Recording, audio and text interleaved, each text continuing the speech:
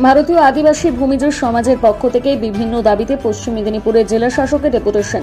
এই দিন কটা হেলিপ্যাড গ্রাউন্ড মাঠ থেকে প্রায় 600 থেকে 700 ধামসা মাদল বাজিয়ে ভারতীয় আদিবাসী ভূমিজ সমাজ পশ্চিম মেদিনীপুর জেলা কমিটির আহ্বানে জেলা শাসককে গণ ডেপুটেশন।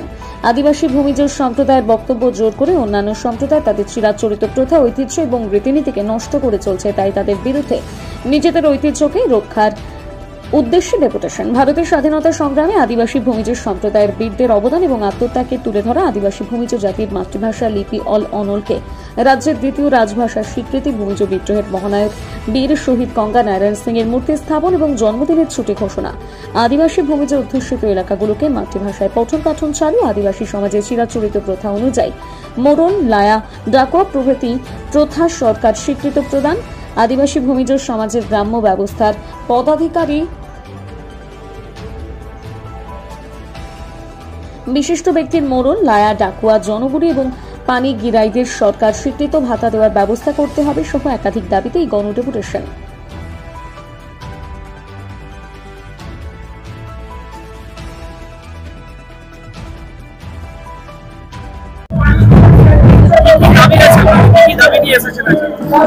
আজকে মূলত আমরা 19 মার্চ এই ভারতীয় আদিবাসী ভূমি সমাজ পশ্চিম মেদিনীপুর জেলা কমিটির পক্ষ থেকে পশ্চিম মেদিনীপুর জেলা শাসকের নিকটে আমরা আমাদের যে সামাজিক দাবি সেই দাবি সমূহ নিয়ে আজকে আমরা গণডেপুটেশন দিতে এসেছি।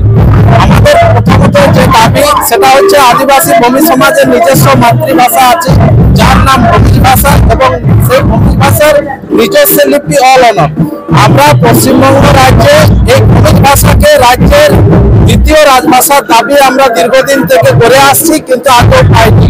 অন্যান্য বিভিন্ন যে ভাষাগুলো রয়েছে সেই সমস্ত ভাষাকে অবিলম্বে স্বীকৃতি দেওয়া হচ্ছে, কিন্তু আদিবাসী ভূমি সমাজের যে মাতৃভাষার দাবি দীর্ঘদিনের এবং নিজস্ব এবং সেই ভাষার প্রসার লোকেদের সামাজিক পক্ষ থেকে নেওয়া হচ্ছে, কিন্তু সরকারি স্বীকৃতি সহ সেই ভাষা বাঁচিয়ে রাখার কোনো সহযোগিতা পাওয়া যাচ্ছে না।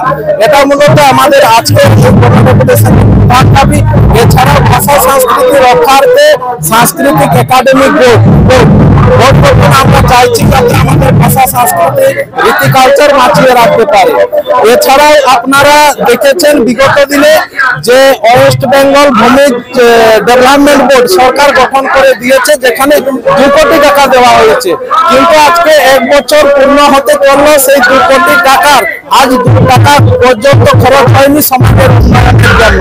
সেই জন্য আমরা আজকে এই পশ্চিম মেদিনীপুর জেলা শাসকের পক্ষ থেকে আমাদের মুখ্যমন্ত্রীর কাছেও আমরা বার্তা পাঠাতে চাইছি যে আমাদের পশ্চিমবঙ্গ ভূমিজ উন্নয়ন পর্ষদের যে 2 কোটি টাকা রয়েছে তার উপর অবিলম্বে আমাদের সমাজের বিভিন্ন উন্নয়নের জন্য ব্যয় করা হয়, নতুবা আমরা আগামী দিনে আরো বৃহত্তর আন্দোলন করব। কারণ আজকে একটা সেশন শেষ হয়ে গেল 2 কোটি টাকার, আগে টাকারও কাজ হয়নি। এছাড়াও আরো আনুষঙ্গিক বিভিন্ন আমাদের দাবিগুলো রয়েছে, যেমন মহানায়ক গঙ্গা নারায়ণ সিং এর জন্মজয়ন্তীতে ছুটি ঘোষণা এবং সরকারি উদ্যোগে মূর্তি স্থাপন কর্মসূচি। এছাড়াও রয়েছে চুয়ার বিদ্রোহের মহানায়ক রঘুনাথ সিং এর জন্মজয়ন্তীতে ছুটি ঘোষণা, এছাড়াও সরকারি উদ্যোগে মূর্তি স্থাপন।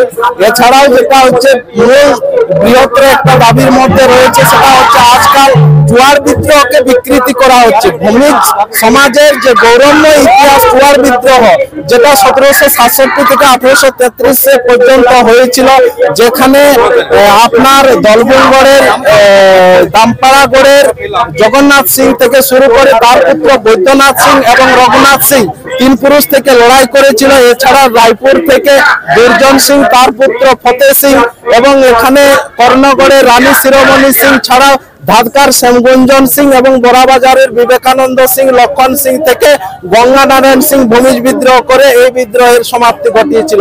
সেই ভূমিজদের গৌরবময় ইতিহাসকে আজকে অন্য কোনো সম্প্রদায় সেটা বিকৃত করে নিজেদের করে আমাদের আদিবাসীদের ভূমি সমাজের যে গৌরবময় ইতিহাস সেটা কালিমা লিপ্ত করছে। আমরা সেটা বিগত দিনেও প্রতিবাদ জানিয়ে এসেছি, আবার আজকেও আমরা জানাচ্ছি এবং আমাদের এই প্রতিবাদ অহরহ ভাবে আগামী দিনেও চলবে।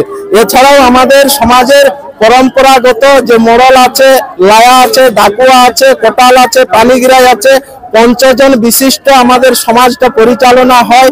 আমরা সেই গ্রামের যে সামাজিক পরিকাঠামো ৫০ জন, ওনাদের সরকারি স্বীকৃতি চাইছি, সরকারি সম্মানিক চাইছি, যাতে ওনারা আর্থিক সহযোগিতা পায়, সেটা আমরা সরকার কাছে দাবি করছি।